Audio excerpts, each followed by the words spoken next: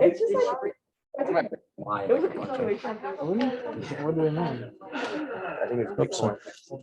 بسم الله الرحمن الرحيم الحمد لله رب العالمين والصلاة والسلام على سيد الأنبياء والمرسلين نبينا محمد وعلى آله وصحبه أجمعين أما بعد. Last time we had talked about how to actually define bid'ah, what it is, and how come it's not mentioned in the books of uṣūl, or why isn't it mentioned in the books of legal theory?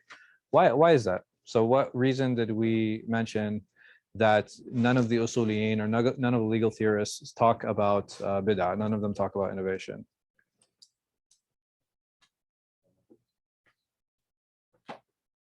Oh. You said it's not part of ruling. Right. It's not a ruling, right? So it's not a ruling in and of itself. It is a what? Not just a category, but it's a description, right? So it's a sifa. It's how to describe certain things and how to deal with certain things. On top of that, what are some famous books that have been written about this subject or on the subject? Al-I'tisām, Imam Shāfi. That's probably the most famous work. You have a lot of modern authors. They base their understanding of bid'ah around it. You have a lot of sections taken out of Majmu' Fatwa, the Shaykh al-Islam ibn Taymiyyah, who also discusses this issue in detail, but you don't have a lot of classical discussions concerning it. There's a list of historical authors that do talk about it, and in terms of how to define it. Like we said, this was the preferred definition that I like. This is the one that my Shaykh uses, but it's basically anything that's attributed to the religion that we can say with certainty that is not from it. And this part right here, when we say with certainty, that is something that is really important. And anything that is doubtful, immediately we would remove it from that categorization, or we would remove that ascription or description from it. So how do Imam Shāfi'i and how do Shaykh al-Islam deal with this issue? And one of the discussions that we had, and I know Uthman he was half trolling and half serious when we were talking about it. We said that there are certain issues now that are ascribed to bid'ah. So one of the unique things that Shaykh al-Islam actually did is that he says that not only are religious issues included in bid'ah, but also what? Also cultural issues. So now you have certain issues of dress that would be included, but he was unique in that. There's nobody who preceded him in that statement. Imam Shāfi'i, one of the things that he includes that is unique, but this is more in his definition and less so in his application, is his discussion of mudawama, is continuity or doing something on a regular basis. And one of the discussions that we had, or one of the issues that some people put, or one of the conditions that some people put forward, they say, okay, if something becomes a habit, it is now an innovation, right? If you make something habitual, then this is something that becomes a problem. So I had pushed back on that. I said, okay, well, we pray Salat al-Luhr every day at 12:30. Is that not something that is habitual? Are we not now dictating and relegating and limiting the time frame that we pray in? And this is not something that we can attribute back categorically to the Prophet Muhammad sallallahu alaihi wasallam. Right, and then we have historical markers for events, which we actually talked about. So we had talked about Ashura being a historical marker. Before Ramadan starts, we start talking about fasting. Like, so in the month of Sha'ban, we start talking about fasting. In the month of Dhul-Qa'dah, we start talking about Hajj, etc. Using historical markers as points of context, or using them as a catalyst for discussions, is not problematic in and of itself. We said, where can the problem come in? So if you have an issue like Mawlid, where there is khilaf, right? There is a difference of opinion concerning it. What is the point of agreement on this? What can we say for certainty is problematic with that? So there are those who will say it's problem because it's something that you do habitually. So if we're saying no, it's not the fact that it's habitual that's problematic. We said that there can be other problems with it. So what is a problem that we can agree on that would be an issue? So here, if we talk about the Mawlid, if I make a prayer for Mawlid, if I say we're going to have Salat Eid al-Mawlid, is that okay? Absolutely. Absolutely not, right? This would be considered a detestable innovation. This would be considered a heresy. Or assigning a specific virtue to that day, if I fast on that day.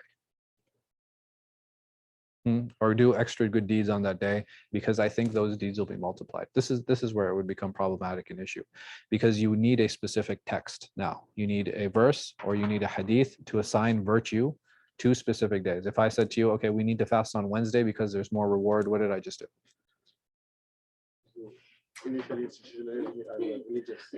Right. I put a connotation there, or I put a specific virtue there that wasn't ascribed to it. I'm sorry. Okay.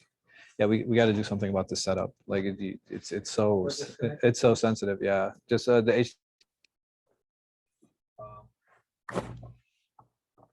So what happens is that the moment you assign a specific virtue to something, this is without proof, and that's something that's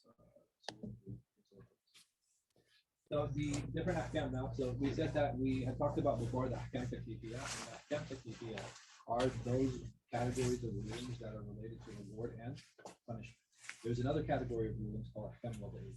Ahkam wad'iyya is basically how to categorize different rulings. The two that we're going to focus on, there are more. There are actually 5 categories of it, but we're going to focus on 2. Is sahih, valid, which means that it is effective and it applies. Like, for example, if a person prays Salat al-Dhuhr, he prays 4 rak'ah, he prays on wudu, and he begins with the takbir, he does all of the pillars, and he gives taslim, we would say that his prayer is what? Valid. It's valid, right? It's effective and it applies. He did everything that he's supposed to do. We're not getting into discussions of intention. We're not getting into discussions of distraction. We're just getting into the skeletal discussion.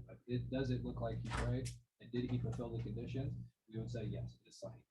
Now an individual, he does all of the things that we talked about with the previous person, but he did not make wudu before he prayed. So his salah would actually be batil, it would be invalid. And this applies to a number of things, and very much so when we talk about transactions. So for example, if a person goes to get married, and he goes to get married, he brings the wali, he brings the woman he intends to marry, he brings 2 witnesses, and they agree upon a mahar of $5,000.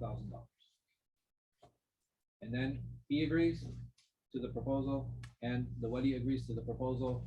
The woman says, I haven't been forced to come here. She's here of her own accord. This marriage is sahih. Now you have another marriage where they come and there's no mahar. They don't agree on the mahar. That marriage would be invalid. Or if a woman is forced into a marriage. Depends on but no. But in general, if a woman is forced into the marriage, then the marriage would be considered batil, right? It would be considered invalid, and it's not something that will be recognized. Also, different types of transactions. So, for example, if I said to Ahmed, I'm going to sell you this laser pen for $10, and he gives me $10, I give him the laser pen, this transaction is valid. If I said to Uthman, and this is just a slight change, I'm going to sell you a laser pen for $10. Not specific. Right, so this is all actually called jahala, right? This is a type of transaction where it's an undefined transaction, and any undefined transaction in Islam is considered it's considered invalid. Those examples we had spoken about. So there are general applications to this, like in worship, with like this salah example that we had spoken about and that we had mentioned, and then during transactions, which we actually mentioned as well. And then there's specific applications of them. When it comes to sahih and batil and fasid, which are more terms, so you have under Ahnaf, they have sahih, and then there's a daraja that's less than sahih. I forgot what it was one. Yeah.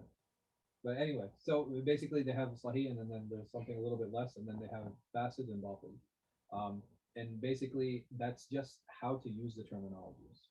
Okay, so the Jumhur, they use all of these terms interchangeably. And the Ahnaf, they have a very specific use for them. So the Hanafis, like we said, they differentiate. And we said that the 2 ways of application of uṣūl al-fiqh, or the 2 methods to study are what? Who remembers? Right. So the tariqat al-fuqaha and the tariqat al-mutakallimin. The tariqat al-fuqaha are who? The Ahnaf, the Hanafis. And the mutakallimin are the Jumhur. So, for example, for them, the nikah fasid, the nikah batil, they differentiate between these 2, even though the Jumhur would consider this to be the same thing. Hanafis say a nikah fasid is, for example, a nikah without the wali, right? So they're saying that there's a shortcoming in the marriage, but the marriage is still sound, right? The marriage is still sound, and they will live their life as a married couple. A nikah batil is, for example, not having two witnesses. Even they would say that this nikah is batil, meaning that the marriage happening is equivalent to it not, right? It's as if nothing happened. And that's what batil means and what is implied there. Yes. Would like one of the so like if like a man marries like a woman who's like a mushrik, would that also fall under? It would. So now, when it comes to specific application, there's a little bit more nuance. Like while we say that nikah is batil, you can't say that is zina per se. Like here, I won't say you can't say zina. Basically, the legal ramifications behind that, in terms of what the judge would do, would not be the same as somebody who just openly committed zina. Okay. But it would be impermissible. It would be considered batil. So these terminological differences, this is something, this is a very important qaida that I think is we all need to take note of, which is la mashahat fi al-istilah. And basically what this means is that you can't, there's no right way to use a terminology. Does that make sense? Right? Just because you use a word in a certain way, there's no right or wrong way to use it. The only right or wrong thing that you can differentiate is when the actual ruling comes. Like, what is the ruling on this versus what is the wording on it? Getting caught up in the wording is not going to help anyone figure out what that ruling is. It's important to understand that you can have differences in ruling and you can have a choice between them. Like I can say this ruling is my preferred ruling, or this ruling is better because of A, B, and C. But you can't go and get into arguments over semantics like this word is better than this word. And that's important to keep in mind. This actually plays a huge role when we translate things too. So for example, like the term riba. If there's a difference between the term riba and then how it's translated and then the application of it. How's riba usually translated? Interest. It's usually translated as interest. And interest is actually a legal term, right? It's a legal umbrella term. And some of the, man, I really hate that wire. So we need to figure out something else. Yeah. So this term, it applies to fees. Sometimes it can apply to transfer fees. It can apply to other things in addition to what we know to be riba. So it's important to understand when we deal with terminologies, it's not always like X to X, right? There's going to be some variance in Arabic, let alone from when there's Arabic to English. And for the English speaking audience, this creates another layer of problems, because if you just translate all interest to mean riba, you've actually included some transactions that are not actually ribawi. We're actually having a housing conference on how to purchase homes on the 12th, if you guys are interested in coming. So, yeah, here, it's going to be at 6:30. I'll share the flyer with Ramsha. So some of the terms that Imam al-Haramain actually starts with is he starts with fiqh. So he says this is a science within other sciences, right? So there are other sciences in Islam, fiqh being the one that he's going to be talking about in this book. Some other sciences include what? Hadith. Tafsir. Tafsir. Ahsant. Lugha, like language. Aqidah, right? Mantiq, logic, right? So these are all different sciences. There's under Aqidah we have ilm al-kalam and we have philosophy, right? These are different sciences that are important. Each have their own role. And then ilm. Ilm is general knowledge, right? So this is the larger umbrella that fiqh will actually falls under. And what is ilm? What ilm is ilm? Ilm is the ability to describe something and perceiving it and how it is in reality. If I said to you, like, this is a car, that is not knowledge. That's not ilm, right? Because I haven't described this the way that it is deserving to be described, and I'm not presenting the reality of something. But if I said to you, this is LG. Yeah, right? Huh? Not? Samsung. Okay, so this is Samsung, right? So LG. If I said this is LG, that's not knowledge, right? So this is this is a Samsung phone with the, you know, I mean, like a 6.1 screen inch, et cetera, et cetera. This is knowledge because I have described it appropriately. Ignorance. What is ignorance? What do you guys think? Absence of Okay, it's the absence of knowledge. It's very good. But he says not knowing what something is in reality. And he mentions this because there are actually two types of ignorance. What do you guys think are the two types of ignorance? like you don't know about something, or you don't, or you just don't want to. Ahsant, right? So there's not knowing about something and willfully not knowing about something. What is the difference between the two? Sincere ignorance? Yeah, right. It's just a difference in sincerity. What's the? It's jahl. Oh yeah. So jahl is the Arabic term for this, and then the simple ignorance is called jahl basit, and then compound ignorance is jahl murakkab, which is basically willful ignorance. Where does compound ignorance, or where is this jahl murakkab or willful ignorance? Where does it become a problem, or is it okay? Like you, someone like says something like, "Can you read about this?" And you just refuse to like see something. Like I guess refusing to see like some like to learn about something. Okay, so I like summarizing this with is as the individual who stops asking.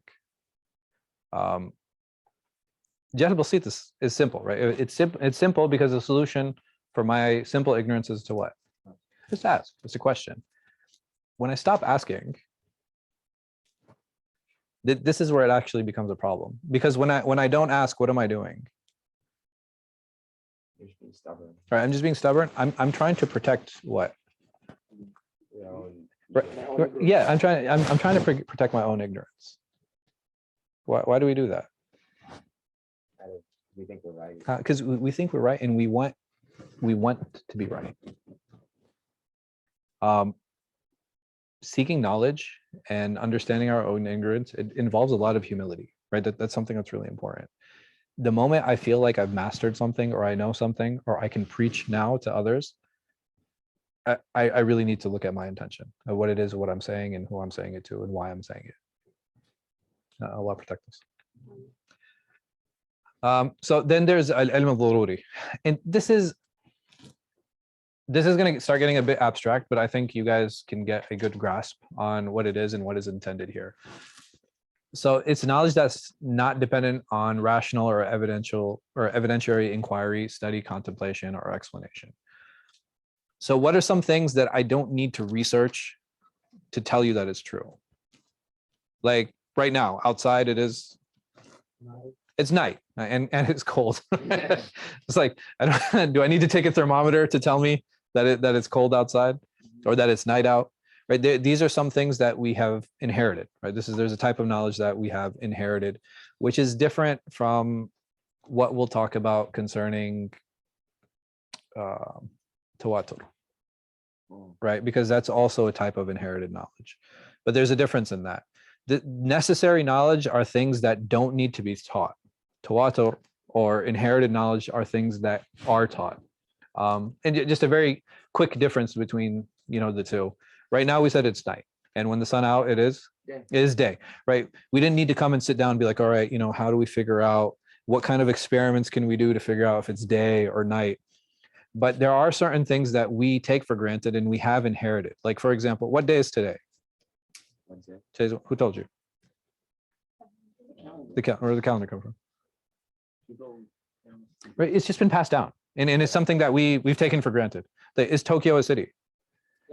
Have any of you been to Tokyo? Prove it. Right, you've been to Tokyo? Oh no, then it's real. But or Stalingrad in Russia. Now, if you've been to Stalingrad, I'm out of examples, right? No, but do you guys understand? Like there are cities that exist, right? There are cities that exist. There are places that exist, even though we've never seen them, we've never experienced them, but it's just impossible that people came together and there's a conspiracy theory about the existence of Tokyo, but it's not really a city. Yeah, question? Oh, I was just gonna say, isn't this like sort of like people saying that like testimony has like epistemological value?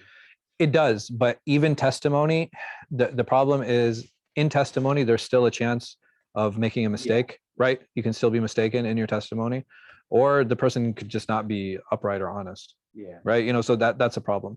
Tawatur, it doesn't matter how good your memory is. Yeah. It doesn't matter if you're honest or not. There's this overwhelming evidence that such a thing exists. And like I said, these are just two very simple examples. The fact that today is Wednesday, right? Where did that come from? These are things we just take for granted, and we assume that today is Wednesday, and today is the 1st of February, second of February, 1st of Rajab. We just inherited it, and it's not something that we question. Is it day or night? Like we said, am I real? Right? This Is it matrix? right. Is it the Matrix? Is the Matrix? Am I a program? Right. So these are real, right? These are questions that don't require any type of research per se. And like we said, tawatur is one. This is just mass transmission, day of the week, locations on the earth, or even in the sky. Like, I mean, like how many of you have been to Pluto? Like, no, we just know, what I mean? Like, it's like really is a conspiracy that Pluto is not a real place or a planet.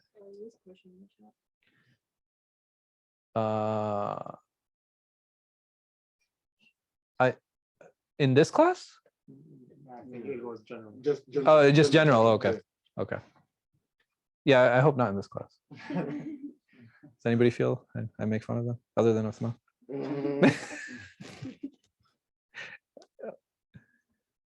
Did it freeze or? No. Okay.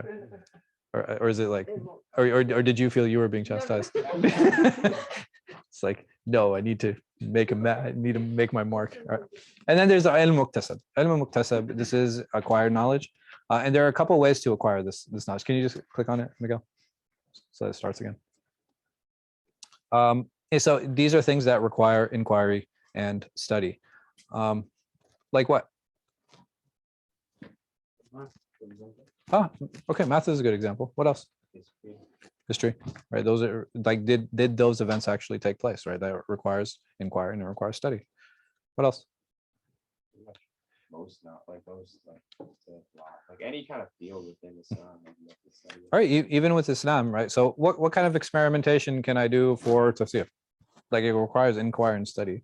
But is there an experimentation that's there? No, right? There's different ways to deal with different sciences. Some sciences require experimentation and some require research. So there's another, which is rational inquiry. Interestingly enough, Imam al-Juwayni was of what theological school? He was Ash'ari. And part of the tenets of the Ash'ari school is another, right? They say that this is the most important thing. What is another to them? Does anyone happen to know? To question everything, right? To have this sense or this ability to question. I think it's reasonable. How else does an individual reach yaqeen? Right? How do I reach that something is actual? Is actual if I don't explore, right? If I don't explore, how can I bring? Because what is yaqeen? Yaqeen is contentment, right? Like, and how am I content in something by questioning and challenging that idea or concept? If I want to engage with Quran, what's the best way to engage with it? By question. If I want to question the hadith, what's the best way to do it? By engaging it. If I want to engage with the scholarly tradition, is our faith built on blind inheritance? No, right? Are there elements to it? Yeah, absolutely. There's no doubt about it. But if you look at the fundamentals of Islam, even Allah subhanahu wa ta'ala, when he invites the non-Muslims to Islam, how does he do it? Asking questions about what? Existence. About existence, right? So about basically the world around us, right? This is how Allah subhanahu wa ta'ala invites the non. Why doesn't he say, okay, well, Islam is true because the Quran is true? It's circular reasoning. Right, there's circular reasoning, and it requires you to believe first. Like, how can if either you believe or you don't? And if I haven't gotten to that point, how does it make sense that I start engaging now? So another, I think, is this idea of rational inquiry, of pushing back, of questioning. I think these are things that are very healthy and they should be cultivated. Ibrahim alayhi salatu wasalam, he's a great model of this, right? He's a great model of this. What are some of the questions that he asked? The example of the bird. He's like, show me how you bring life to the death. Like this is disbelief, right? Like if you think outside of that context, this is actually a statement of disbelief. And this is why Allah subhanahu wa ta'ala, what does he say to him? Awalam tu'min? Like, do you not believe? But Ibrahim, he responds how? But it's like he's like, I'm looking for content. And if I understand the mechanics of this, if I see it, it will only increase. It only increase me in faith. And that is part of faith. It's questioning. I remember my kids asked me, they were telling me the story of Khadr and Musa. And so then they said to me, they're like, hey, Baba. I was like, what's up? They're like, isn't it kind of sus that Khadr kills this kid? And I'm like, yeah, it is. Let me look into it. But I was happy that they weren't scared to engage, right? That's something that's really important. And it's not necessary that I, as a father, as a brother, as a teacher, I have the answer, because I can't. Like, it's not possible I have the answer to everything. But the beauty of Islam is that Islam will always have the answer, regardless of how it's pushed, regardless of how it's engaged. So when we avoid questions, we, again, the only thing we're doing is we're protecting our ignorance. And I've come to this personal conclusion that the only thing that we as Muslims, as individuals, as humans, can actually protect is our ignorance. So evidential inquiry. So you have another here is basically there's two ways, right, that we had talked about how to gain this knowledge. One of them is through reflecting. The other one is searching for evidence. And this involves these experiments that we were talking about. Then the evidence itself, what the dalil is, and this dalil or this proof is the thing that leads to the ruling. And we'll talk a little bit more on these classifications and kind of how to use all of these different academic tools. Probable, dhann, you guys have probably heard this word quite often. What does dhann mean? Dhann means that the probability of something happening is what? That one is more likely than the other. Does it mean that for sure that's the right one? No, there's just a higher probability of that happening. So dhann means that, am I going to be standing in the middle or am I going to be leaning? I'm going to be leaning, either right or left. It doesn't matter, right? Because if I lean left, there's more of a probability here. If I lean right, there's more of a probability, but there's still a probability. Doubt. Now, when you reach the point of doubt, which way am I going to be leaning for doubt? Which left, right? You tell me. Where is true? Where is which way do I lean in shak? either way? So if I lean one way, what did we say that was? The first time or second time? Now? Anytime. If I'm leaning, the moment I lean, what have I done? It's doubting. It's not doubting. This is dhann, because the moment I lean in one direction, I'm saying that there is a probability. But if I'm not leaning, what happens? You are doubtful. Now I'm doubtful, and the doubt is equal between the two. And when the doubt is equal between the two, are you guys with me? Are you following me? Not again? Okay, no problem. So there are levels. Yaqeen means what? Conviction. I'm convinced. Like, I am completely 100% convinced, and I'm going to stand on this side. Like, this is the right way. There's no doubt about it. Like dhann. 60%. Right, 60, 70, 80, 90 maybe, 99? No. 99 is yaqeen? There's still 1% chance. There's still 1% chance. So, but the moment I lean, what am I doing? I'm giving preference to one side over the other. This automatically is dhann, regardless of the side. Because if I'm 70% this way, that's 70%.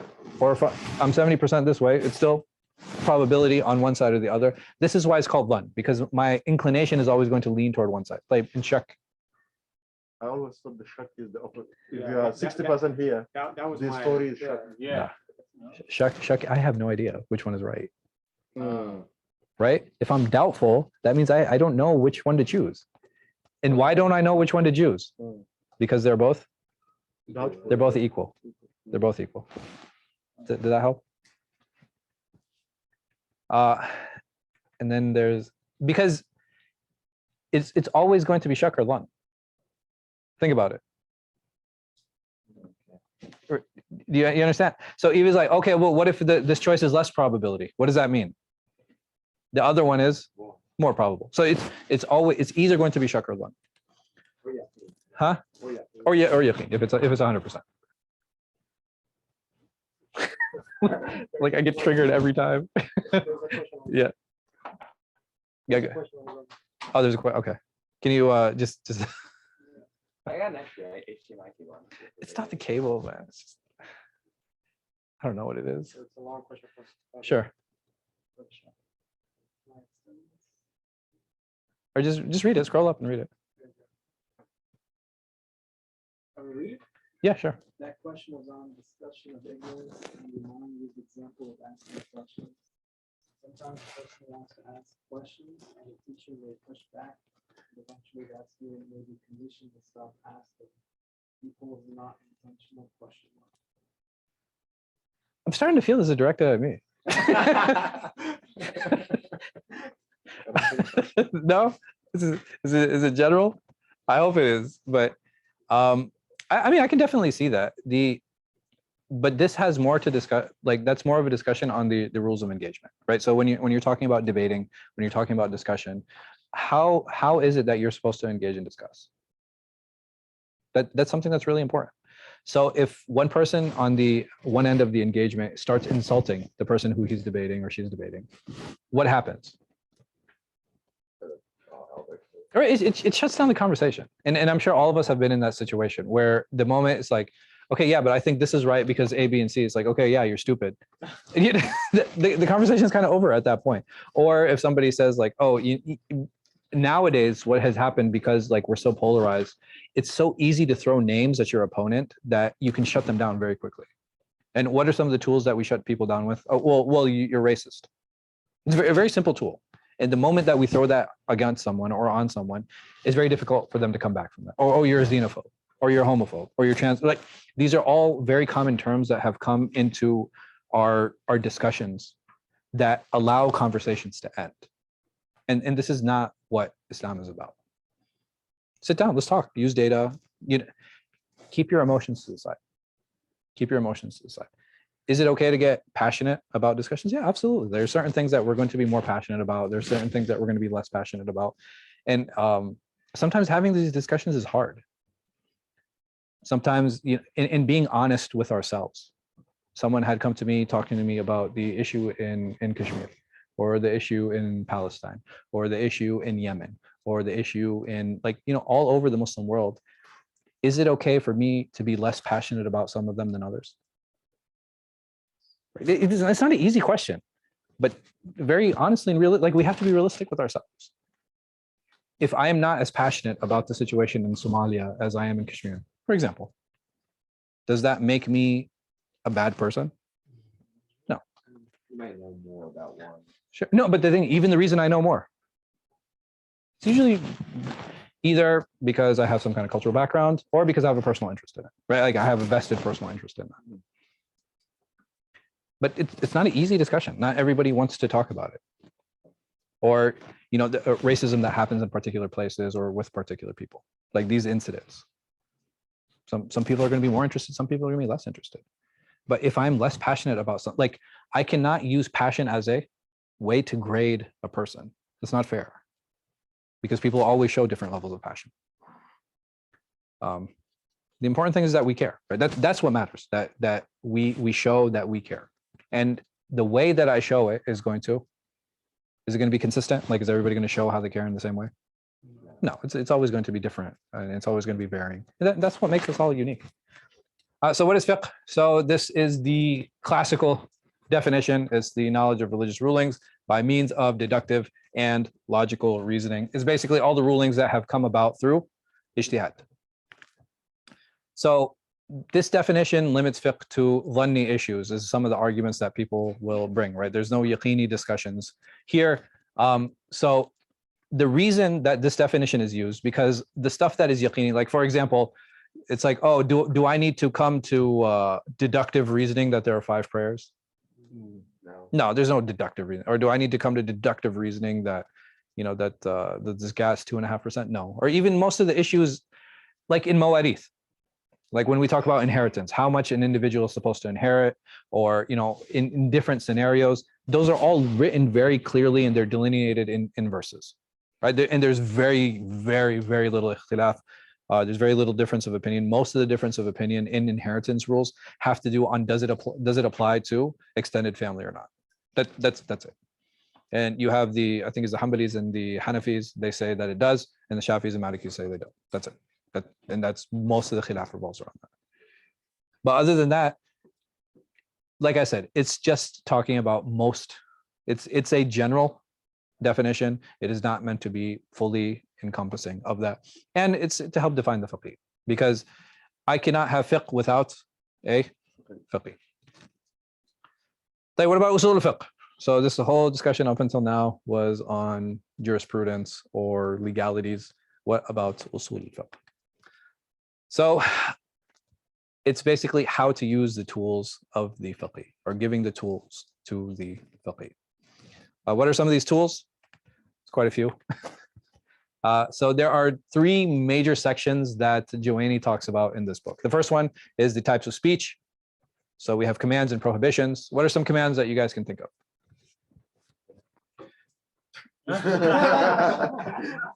Pray. Prayer.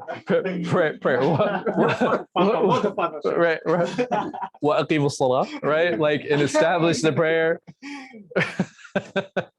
Or prohibition. Yeah, no. I said, yes. You say commands and prohibitions. No, it's okay.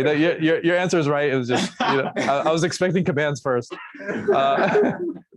And then the prohibitions, like zina, like drinking alcohol, eating pork, for example. And then you have general and specific verses. Like, for example, when Allah subhanahu wa ta'ala, he says, wa aqimu salah, this is right, it's very general.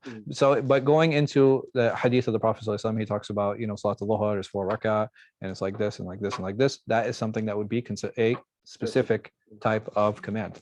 Ambiguous and elaborated. Another example of this is Allah subhanahu wa ta'ala, he says, as-sariqu was-sariqatu faqta aydiyahuma. He's like, and the thief, male and female, cut their hand. Is hand defined? No, it's not. So you would actually have to go to the sunnah to get some elaboration on that. How much is it cut, right? Even that is not something that is specified in the verse. Is there a minimum amount or a minimum threshold that needs to be reached in order for the hand to be cut? How is the hand defined? Because the Arab uses the hand in 3 ways. You guys know? Yeah, so they use up to the elbow is one definition, up to the wrist is another, and the third is the entire arm. So the next one is the tools of the mujtahid. So abrogating and abrogated, like what's an example of abrogation? Changing of the qibla, the ruling on drinking alcohol. Scholarly consensus, this is another tool, or ijma'. Reports of the Prophet, a hadith. Analogy, this is another tool. Prohibitions and permission, and reconciling conflicting evidences. So when you have two evidences that seem apparently equal, how do you reconcile them? A very classic example of this is touching your private area. Does you break your wudu or not? And you have one hadith that says it does, and you have one hadith that says it doesn't. How do you reconcile them? And lastly, the people. Who are the people who use these tools? You have the mufti, and this is the one who issues the edict or issues the religious verdict. The mustafti, the one who seeks it, and ijtihad are the qualifications of the practitioner of this. So I want to talk a little bit about fatwa here. What is the purpose of the fatwa?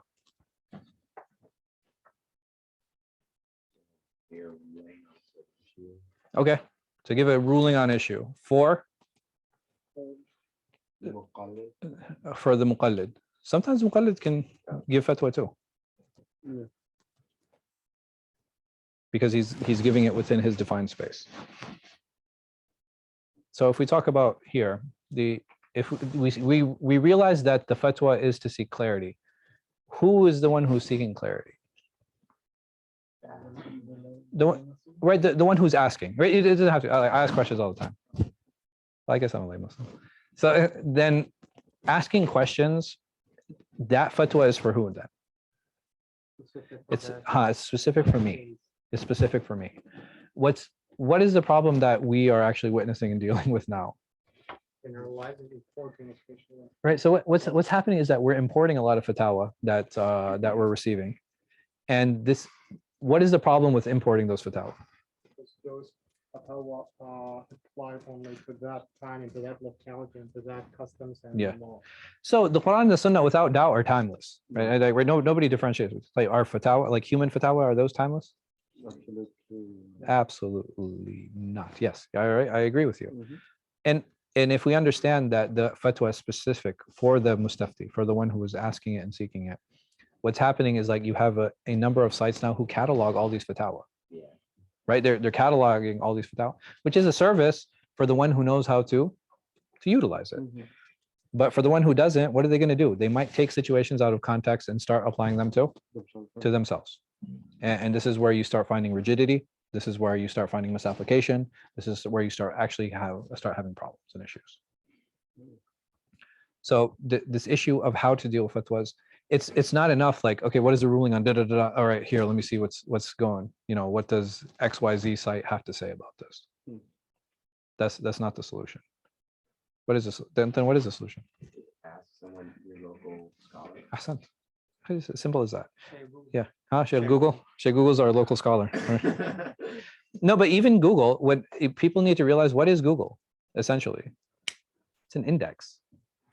It's not an individual, right? It's not a person. It's just an index of information. And in general, who knows how to use the index? Like the librarian, right? You know, or the scholar, or whoever that person might be. He understands, or she understands how to use that space and how to use that index. It's not upon every person. Like I said, is it good to get ideas? Is it good to get direction? Is it good maybe, you know, to gather information? For sure. A lot of people, what happens now, like, so when people come and seek fatwa from me, what do you think the first thing they do is after they ask me? They go to Google, or before they'll come to me, they'll go to Google. Why do you think that is? They always want to try to seek justification for themselves. So they try different avenues. Tag, bro. But it's like, what? It's like, well, yeah, man, this is like a done, man. Like everybody has ill intent. It's like, no, I need to get the best out of this deal. No, I think so. Some people do have ill intention. Like there's no doubt about that. Like not everybody is purely sincere when they're seeking these things. Sometimes people just want to understand the mechanics of why you reach a certain conclusion. Let me see, what's a good way of putting this? Okay, is it possible that a lay Muslim understand the mechanics of a specific issue more than a scholar? Yeah. Understand more? The mechanics of an issue, not the knowledge of it entirely. Oh yeah, the issue is, of course he will know better. Right? So if this individual is researching a specific issue, again, this is not the science as a whole. He's researching a specific issue. Is it possible that he has more knowledge than the scholar? Specializing in that issue. In that issue. Yeah, we're not talking about a science. Is it possible? Yeah, absolutely. Right. There's no reason to, because that individual now has a vested interest in searching and looking up whatever it is that he's seeking. And the reason I say that is not to belittle the scholarly class in any way, shape, or form, but it's important to understand, like, contextually where an individual can actually get to. Like, can he reach a level of ijtihad? He might be able to reach a level of ijtihad in a specific issue, not in the science as a whole.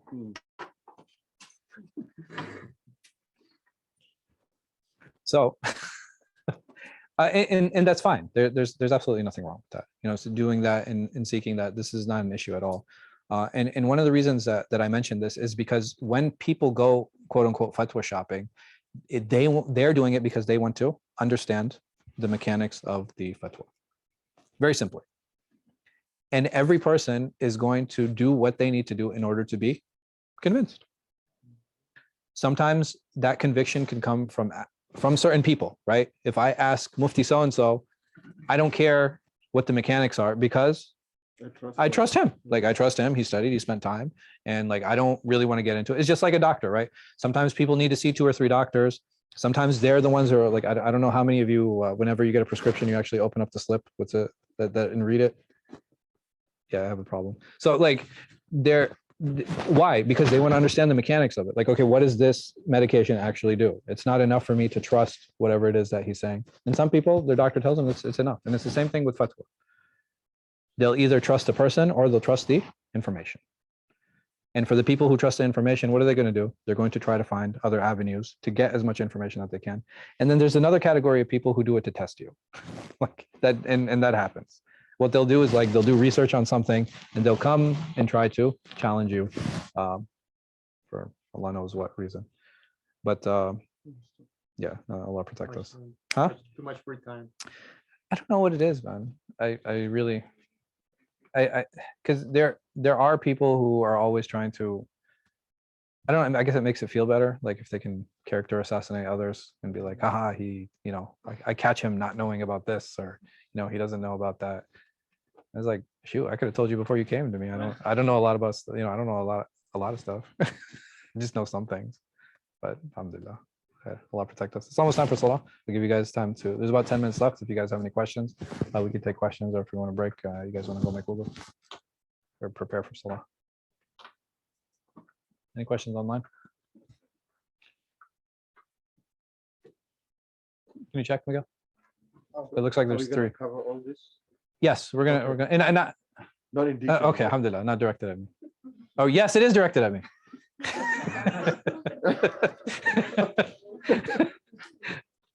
Okay, alhamdulillah. So these are the things that actually Juwaini talks about. If we go to the next slide, can you click on it, please? Where? Just click anywhere on the screen.